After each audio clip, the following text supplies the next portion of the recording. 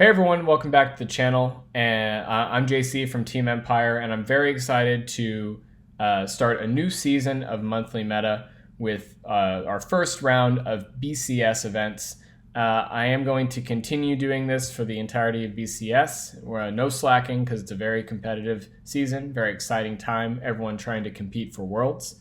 And I'm going to continue to have guests from the team, and my guest today is Steve or Stevie, and you've been hearing a lot from him lately, which is a good thing. Hey, three videos in almost 1 week.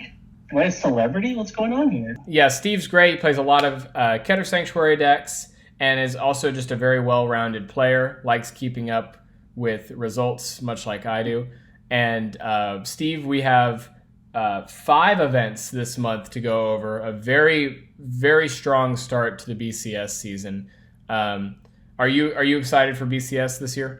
So I am. All right. So jumping into it, like I said, we got 5 events, a lot to talk about. Here we go. So we're starting with BCS Toronto. Here is your top 8 distribution. Not going to read every single deck. You could just take a look because we're going to jump over into the top 4. Top 4 was first place Gondiva, second place Zorga Mask, third place MLB, and fourth place Gondiva. So Steve, I think we're going to see a very consistent distribution of Gondiva throughout these events. This deck is just a beast. It's just a big bat that you cannot dodge. And it's topping for a reason. This because it can just get big numbers. You get that extra critical on the Vanguard once you have five cards in the bind zone. It's a dangerous deck, and it just keeps topping, and it's very consistent. So we're going to see a lot of Gandiva in these slides. I agree, and we're going to take a very, very brief look over the list just so everyone has eyes on what it looks like. We've already discussed Gandiva on the channel before, but basically your most standard cards that you'll be seeing against Gandiva are Sturgna, which is a super broken card that just recently got hit in JP, puts 2 in bind for free basically.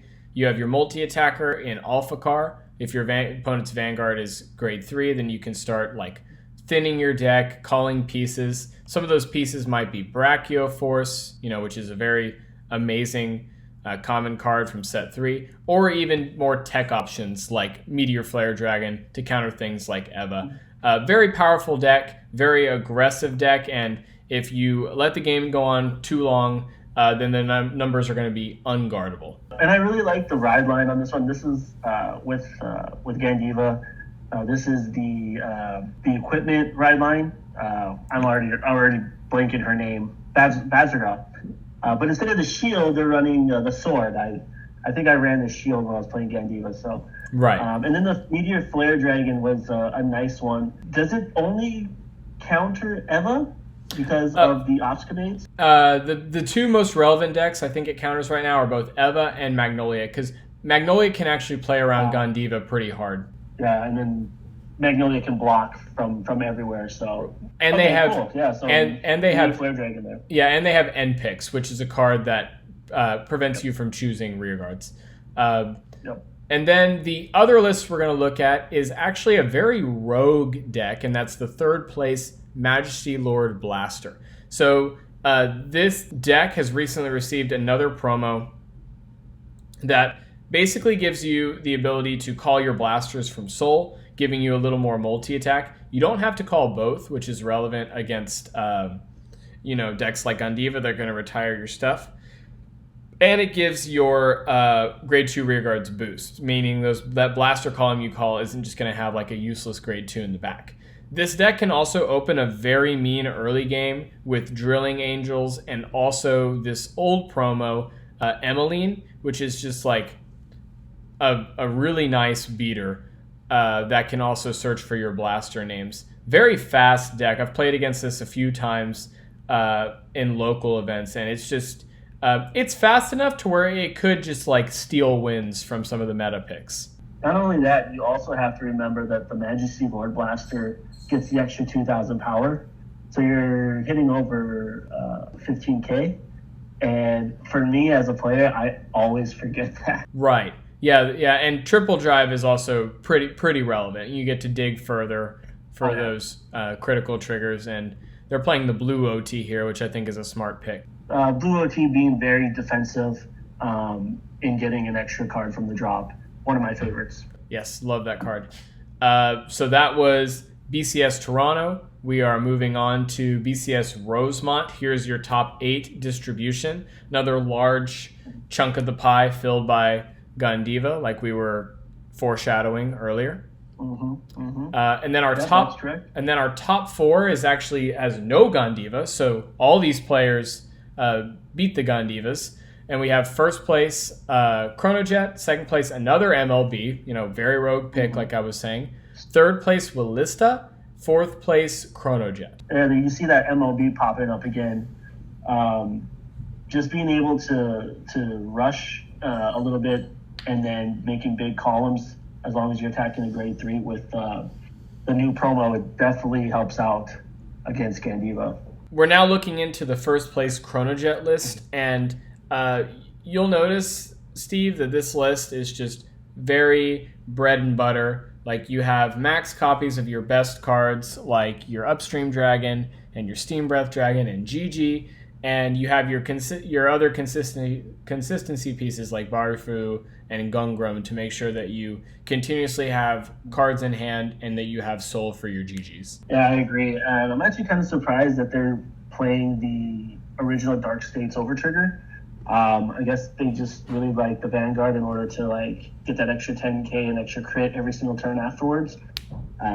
But they won, so I guess they know something we don't, right?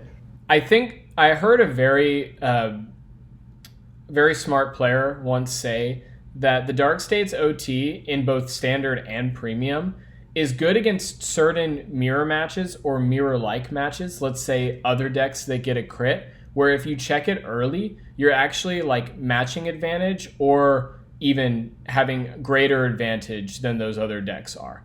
So it's kind of just it's almost like a win more OT, I get that. I played a match like that where they checked that OT early, and I've had to deal with that extra critical all game long. It's a pain in the butt, and it'd be a pain in the butt against Gandiva players. They don't have unlimited PGs.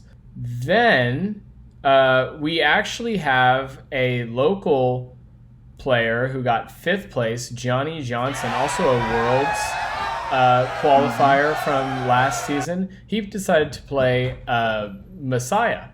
And Messiah we haven't covered really much of on this channel, but this list is almost what you would see in every list, standard. Basically, you have your locking pieces in Arrestor and Sacrifice, which you need to generate advantage off of Alter Ego. That way you can draw cards.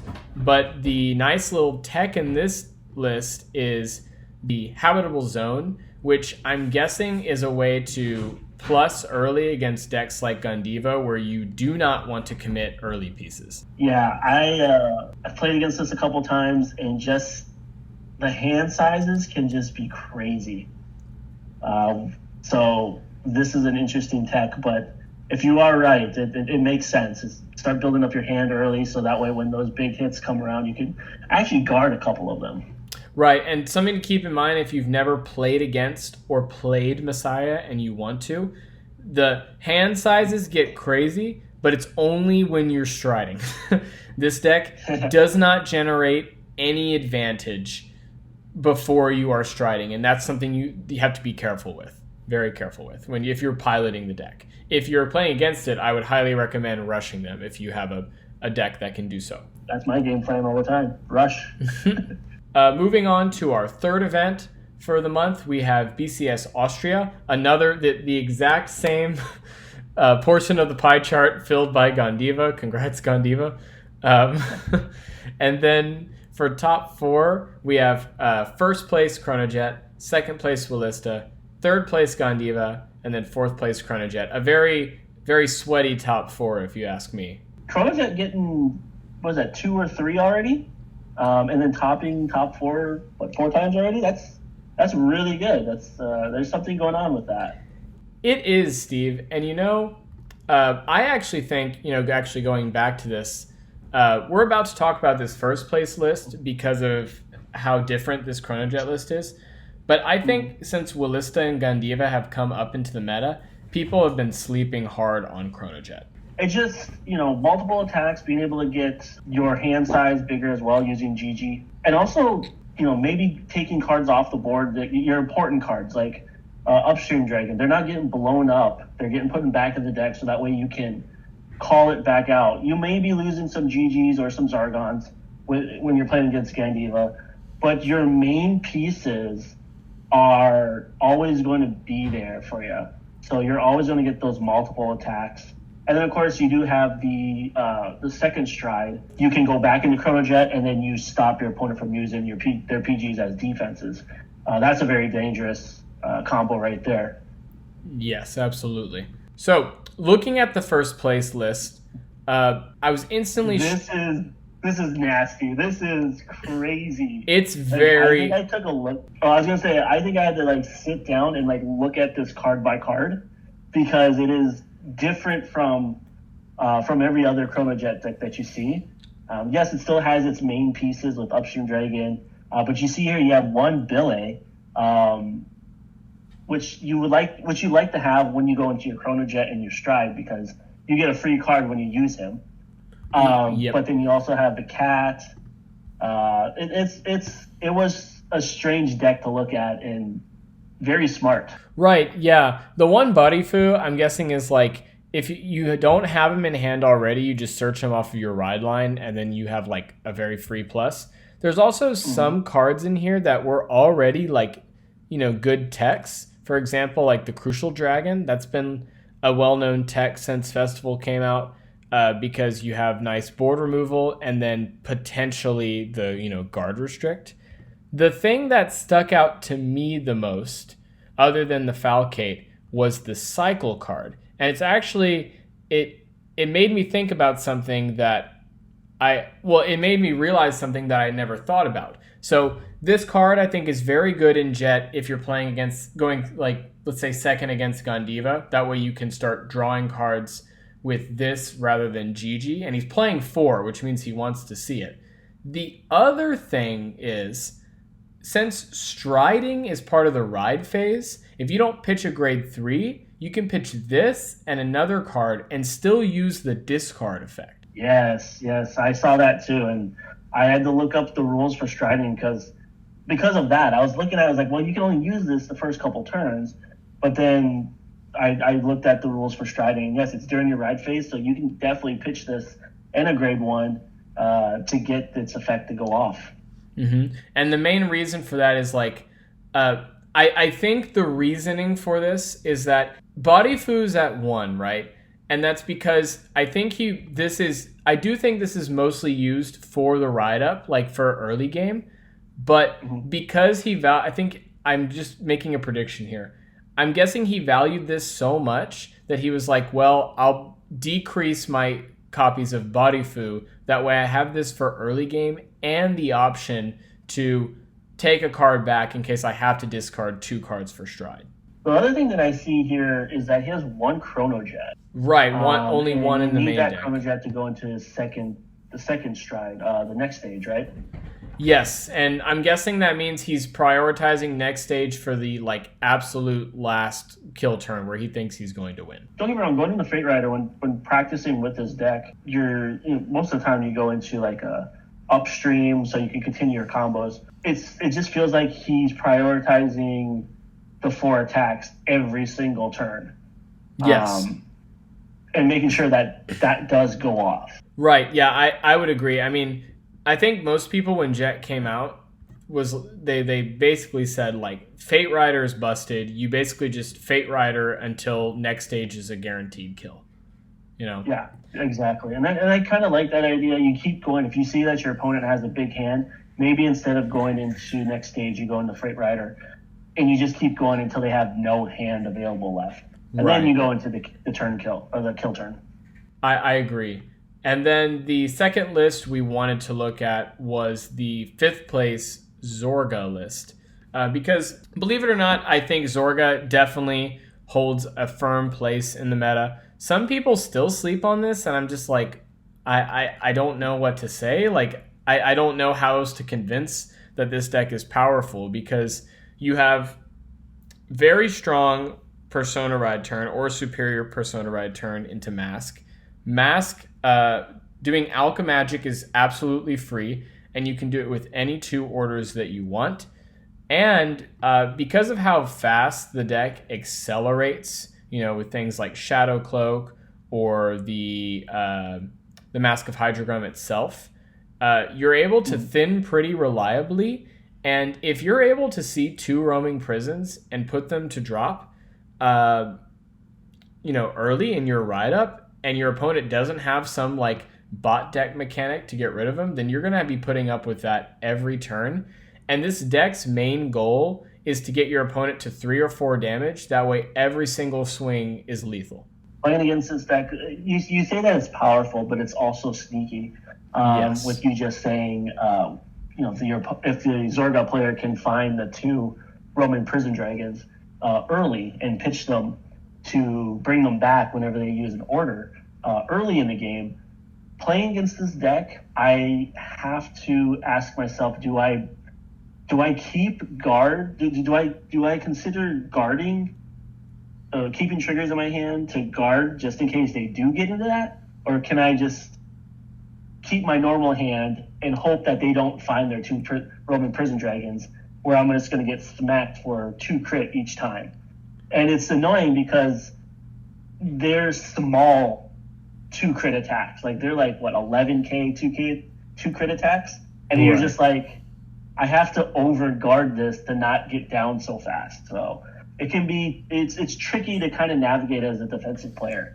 Yeah, and the last thing I want to say, and this is something I actually just noticed, playing a very, very minimal order lineup. Like, it's actually kind of surprising. I'm actually a little, not to be, pretentious, but I'm actually a little surprised how well they did with this order lineup. Well, I think the main reasoning might be not just Shadow Cloak, because, Shadow Cloak can tutor anything, but I also noticed they're playing 4 of the Bist Arvist, which can recycle orders from the drop zone.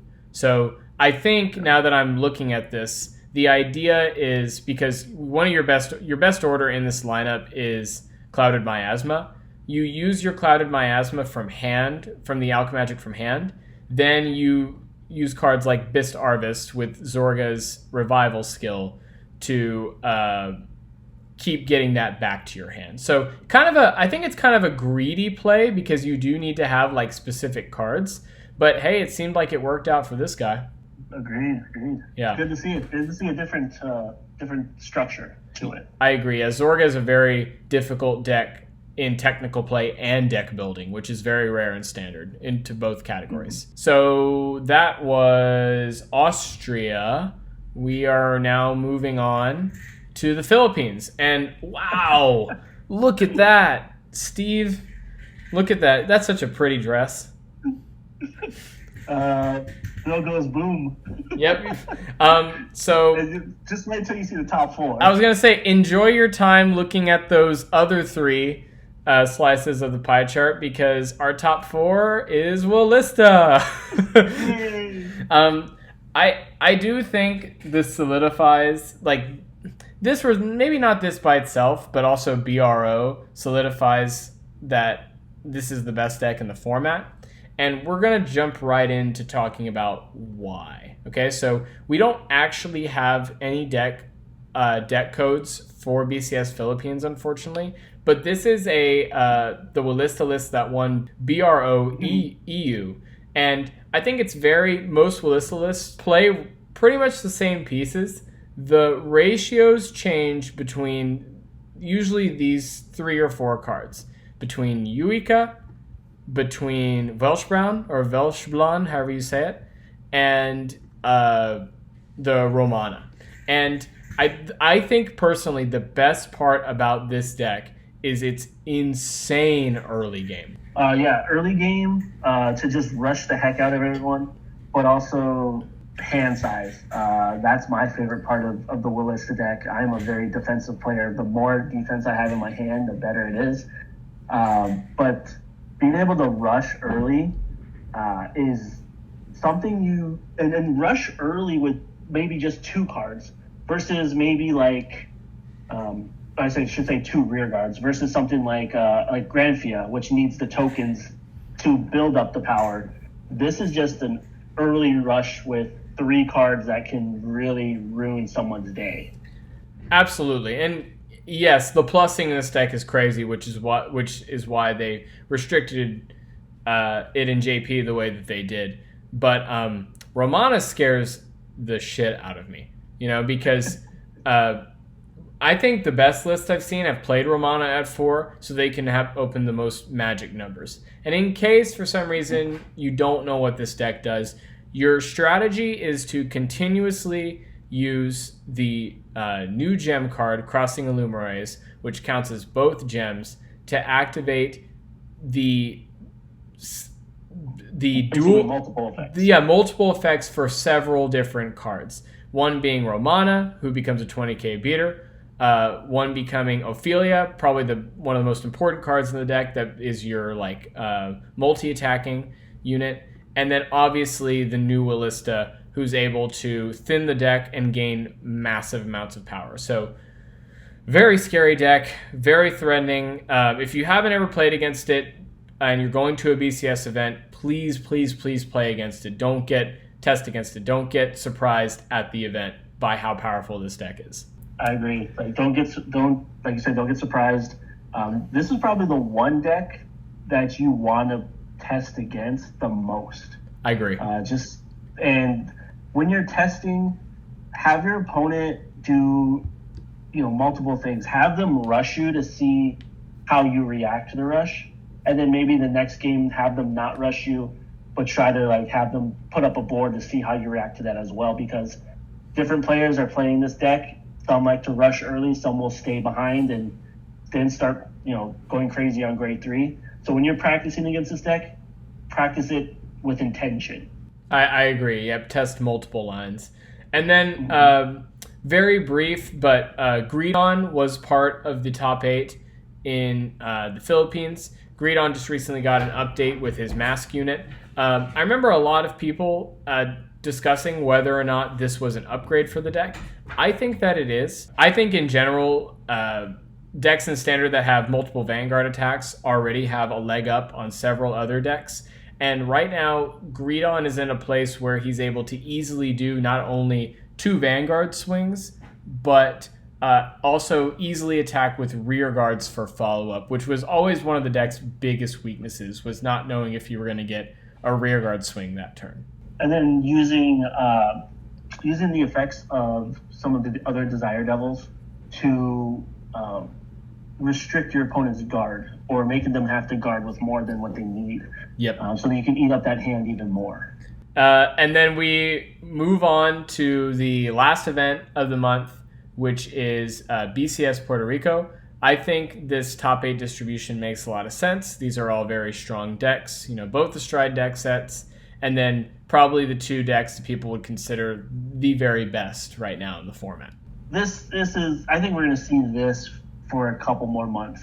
I know in JP they have Bastion coming in, and we're supposed to be getting Bastion next month, but this right here for the next month and a half will probably be what you will see at your BCS event. Yes, I agree. Here's the top 4, another 1st and 4th Chronojet, and congratulations to the 4th place player, Christopher Casanova, who also received 4th place in Rosemont. So 2 tops already in the first month of BCS. I think that's very, very impressive. Steve and I would like to look at his list for Puerto Rico, because one thing did change for it, and it was the fact that he added more soul charging pieces. And I think it's very important to understand as Jet players, you really need to still have your soul charging pieces, because for this choice restriction, you're going to want to keep playing GG, because otherwise you miss out on a lot of plussing. Yeah, I mean, I understand why some will play the defensive unit, but your main goal is to get GG out as many times as you possibly can. Scratch that. Let me say this again. Your main goal is to get as much soul so you can bring out Gigi as much as you can and use her effect. You also got to remember she gets that extra 5k power. So when she comes out with an effect, she's actually a 13k, either a booster or a 13k attacker. Plus, if you're already stride a couple times, add a 10k in there. Now she's 23. Those numbers just start to get bigger and bigger. Yep.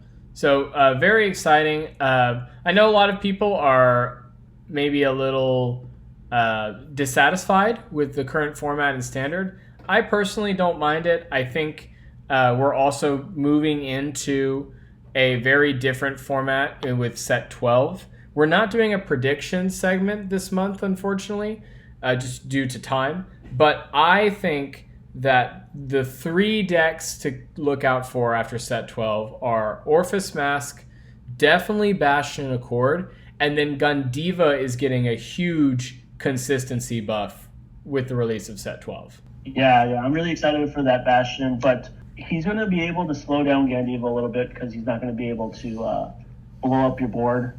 Because if you don't know what the Bastion does, part of it is that his front row units gain the resistibility. Basically, he can't choose them for effects. So that's going to slow it down a bit. And then Orphis is just another. Orphis is kind of like Bastion, where he just gets bigger and bigger and bigger. Right, and it has some pretty aggressive multi-attack and triple drive. I think this was a very, very exciting reintroduction into monthly meta. Thank you for watching, and I'd like to give a huge thank you to Steve for his time and for his experience and knowledge in the game. I appreciate the time. Thank you, JC. Thanks again for watching. Please keep an eye out for future content, and if you have the time, go ahead and check out some of our older videos. But this has been Team Empire. Goodbye.